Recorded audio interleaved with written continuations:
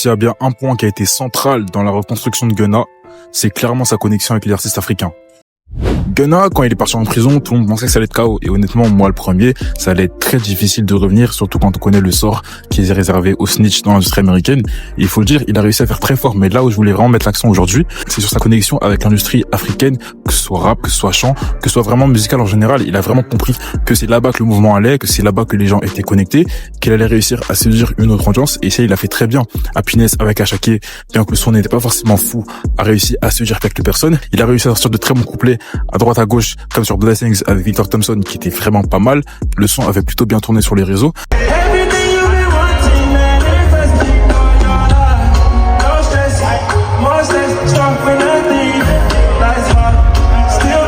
Et à côté, là, il vient de sortir Him avec Charlie Poppy, qui a un très très bon son. Ça reste du Gunna classique, mais qui s'incorpore très bien dans l'instru et très bien dans le style de Charlie Poppy. Ce qui fait que Gunna, aujourd'hui, a cette polyvalence-là, il a su la développer, il a su la perfectionner, et ce qui fait que forcément, de plus en plus de gens s'intéressent à lui, de plus en plus de gens commencent à l'écouter.